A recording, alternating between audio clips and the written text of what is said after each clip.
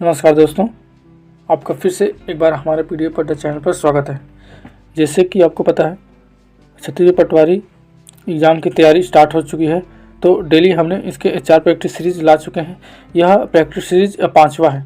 आज हम भारतीय संविधान के महत्वपूर्ण 25 क्वेश्चन देखने वाले हैं। तो फ्रेंड्स, चलिए चलते हैं आज के 25 क्वेश्चन की तरफ। उससे पहले फ्रेंड्स कुछ बातें हैं जो शेयर करना चाहूँगा। फ्रेंड्स, इसमें भारतीय संविधान, इतिहास, भूगोल और अर्थशास्त्र से टोटल 35 प्रश्न पूछे जाते हैं, जिसमें भारतीय संविधान भी सम्मिलित है।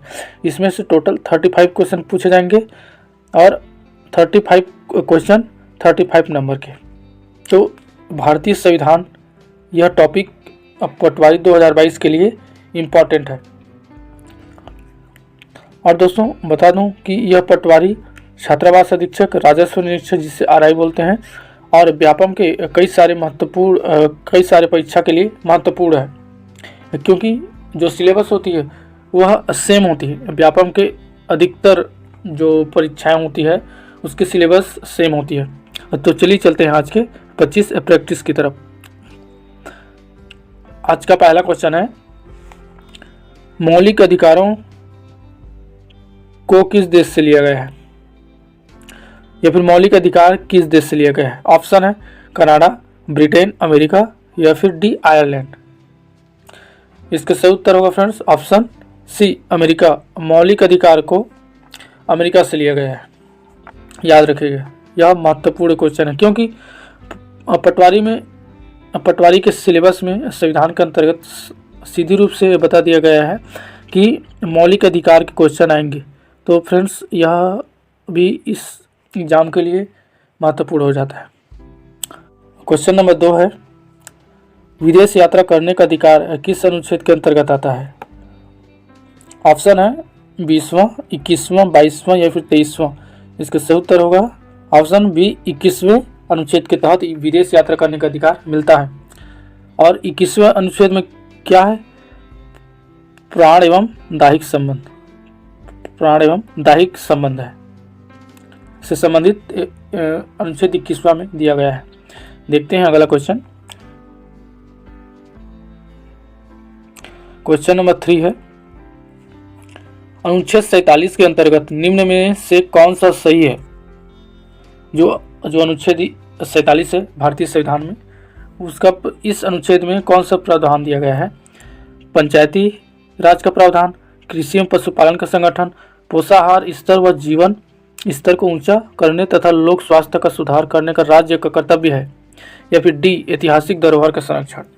इसका सही उत्तर होगा ऑप्शन सी। ऑप्शन सी इसका सही उत्तर होगा। पोषाहार स्तर व जीवन स्तर को ऊंचा करने तथा लोक स्वास्थ्य का सुधार करने का राज्य का कर्तव्य है, अनुच्छेद 47 में। बता दूं, पंचायती राज का प्रावधान अनुच्छेद 40 में है। इसको भी आप याद रखिएगा। अगला क्वेश्चन है, क्वेश्चन नंबर 4, भारतीय संविधान के मूल तत्व मौलिक कर्तव्य किस संशोधन के तहत लाया गया था। आपको पता है, जो मौलिक कर्तव्य हैं, जो हमारे फंडामेंटल ड्यूटीज हैं, वह संशोधन के तहत लाया गया था, क्योंकि भारतीय संविधान में पहले इसका उल्लेख नहीं था। तो ऑप्शन है 42वां, 43वां, 41वां या फिर 44वां।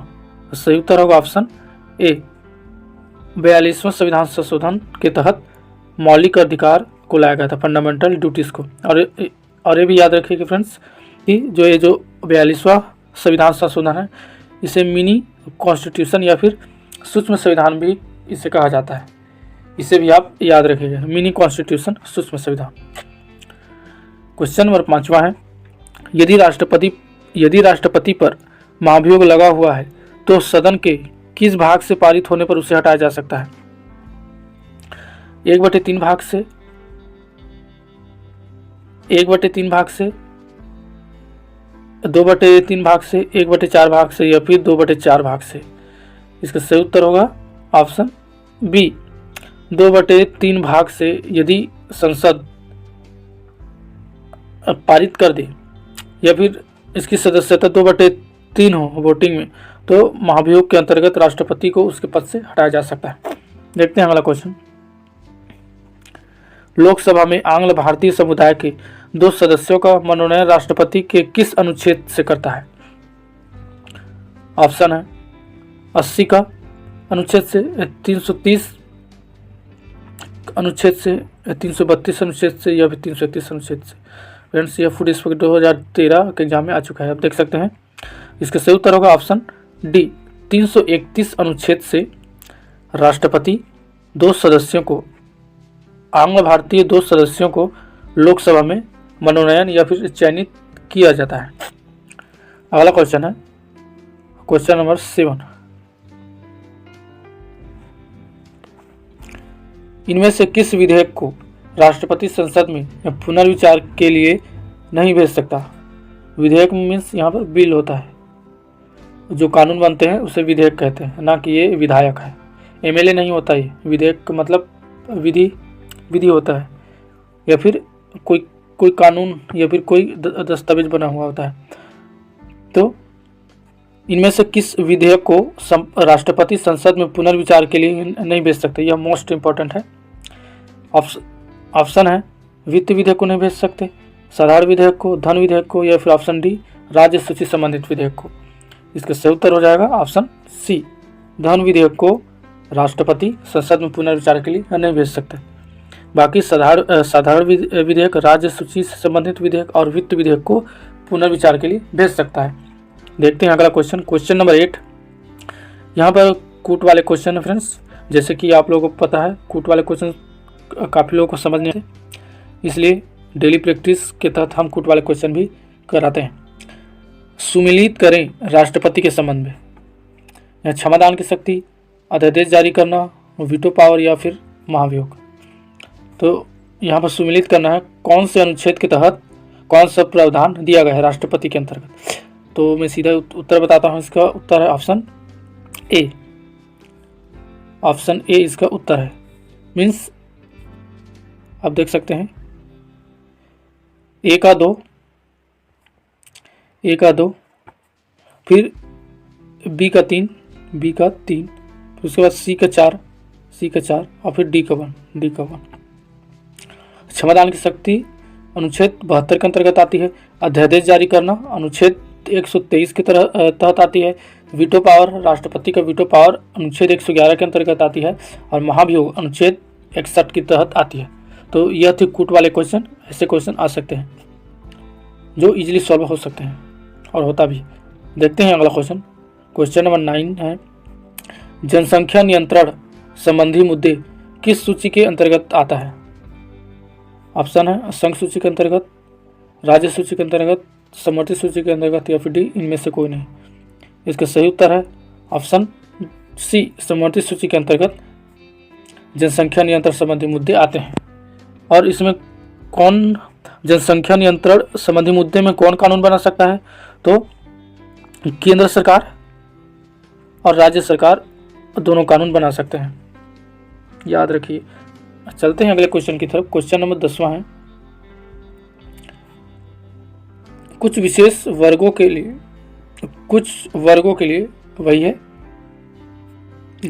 के लिए विशेष उपबंध के तहत राष्ट्रपति किसी जाति को अनुसूचित जाति SC घोषित कर सकता है। आपको पता होगा कि जो हमारे प्रेसिडेंट है उसके पास किसी जाति को अनुसूचित जाति घोषित करने की शक्ति होती है। तो अनुच्छेद 342 के तहत घोषित कर सकते हैं, या फिर 341 के तहत, या फिर 340 या फिर 344 के तहत घोषित किया जा सकता है।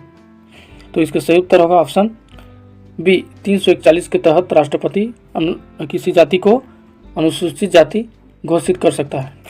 देखते हैं अगला क्वेश्चन, क्वेश्चन नंबर 11वां है, राष्ट्रपति द्वारा आपातकाल की घोषणा की तिथि से कितने माह के भीतर संसद से अनुमति लेना आवश्यक है? फ्रेंड्स, बता दूं कि यदि राष्ट्रपति द्वारा कोई आपातकाल की घोषणा की जाती है तो उसे संसद द्वारा अनुमति लेना आवश्यक होता है। तो वह कितने महीने के अंतर्गत अनुमति लेना आवश्यक होगा? 1 माह, 2 माह, 3 या फिर 4? इसका सही उत्तर होगा ऑप्शन ए, 1 माह के अंतर्गत संसद से अनुमति लेना आवश्यक है।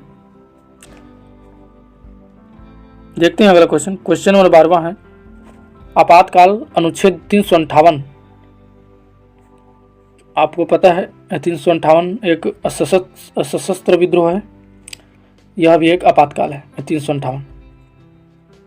आपातकाल 358 की स्थिति में निम्न में से किस अनुच्छेद स्वतः ही निलंबित हो जाती है? अनुच्छेद 19, 20, 21 या फिर 22? यह बहुत ईजी क्वेश्चन है, आप लोगों को पता ही होगा। इसका सही उत्तर ऑप्शन ए, अनुच्छेद 19 स्वतः ही निलंबित हो जाती है। जो हमारे 6 अनुच्छेद 21 के तहत 6 अभिव्यक्ति के जो प्रावधान दिए गए हैं, अभिव्यक्ति के प्रावधान, वह 6 सब के सब निलंबित हो जाते हैं। लेकिन अनुच्छेद 20 और 21 यह कभी भी किसी भी आपातकाल की स्थिति में निलंबित नहीं होते, यह आप इसे याद रखिएगा। चाहे वो 356 हो या फिर 358 हो या फिर 360 हो, किसी भी स्थिति में अनुच्छेद 21 और 22 निलंबित नहीं होंगे। अगला क्वेश्चन है क्वेश्चन नंबर 13, किस संविधान संशोधन अधिनियम द्वारा राष्ट्रीय आपातकाल में आंतरिक अशांति के स्थान पर सशस्त्र विद्रोह कर दिया गया है? तो इसका ऑप्शन है 42वें संविधान संशोधन के तहत, 44वां, 42वां या फिर 41वां संविधान संशोधन के तहत।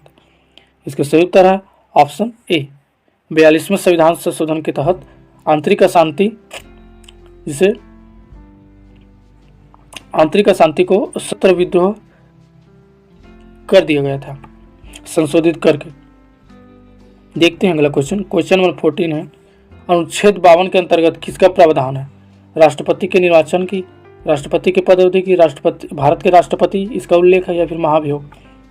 इसका सही उत्तर होगा ऑप्शन सी, राष्ट्रपति, भारत के राष्ट्रपति होने का उल्लेख या फिर भारत में एक राष्ट्रपति होगा, यह अनुच्छेद 52 में बोला गया है।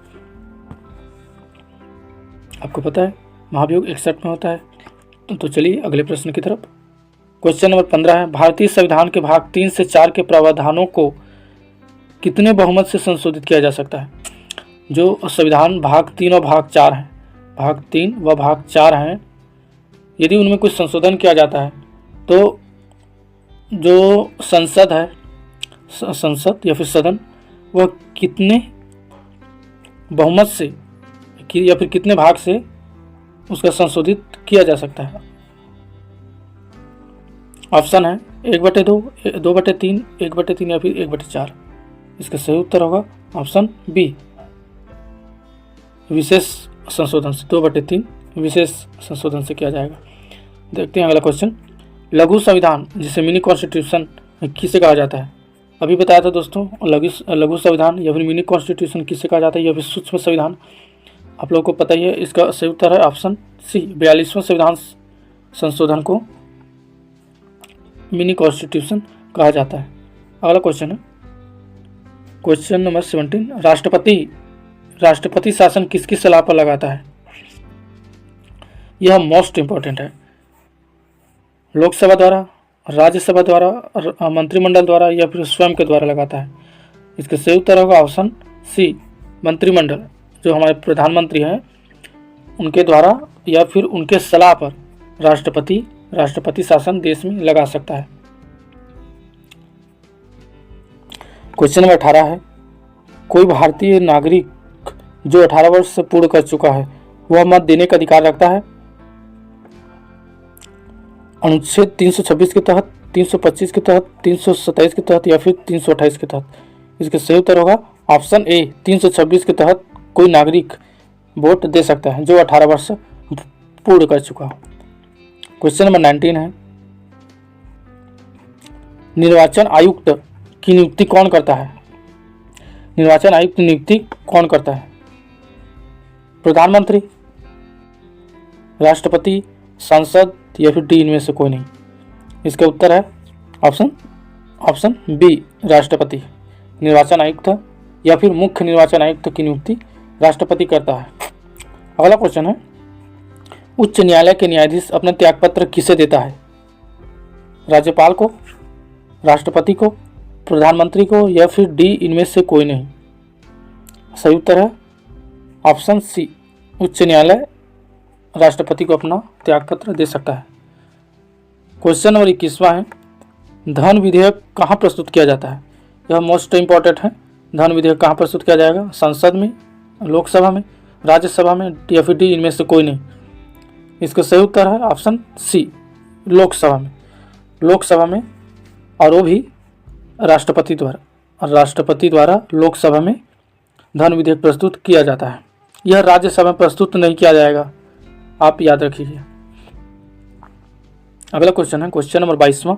लोकसभा अध्यक्ष का चुनाव होता है प्रत्यक्ष, अप्रत्यक्ष, दोनों या फिर डी इनमें से कोई नहीं। इसका सही उत्तर है ऑप्शन बी, अप्रत्यक्ष। लोकसभा अध्यक्ष का चुनाव अप्रत्यक्ष रूप से होता है। एक और इम्पॉर्टेंट बातें बता दूं, याद रखिए लोकसभा अध्यक्ष की वोटिंग अप्रत्यक्ष रूप से होती है, लेकिन लोकसभा सदस्य